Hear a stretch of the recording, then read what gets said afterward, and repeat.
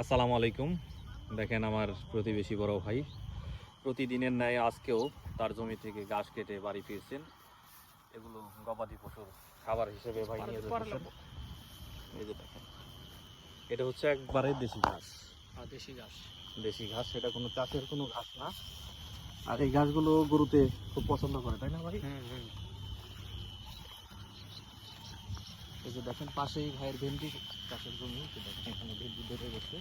এই জমি থেকেই ভাই এগুলো আগাছার মতো যেরকম হয়ে থাকে, যে ভাই দেখেন মাথায় করে বাড়ি নিয়ে যাচ্ছে। তো এই হলো আমাদের চাষিদের জীবন। তো এইভাবেই আমরা প্রতিদিন নিজেদের খাদ্যের সাথে সাথে গবাদি পশুর খাদ্য সংগ্রহ করে থাকি।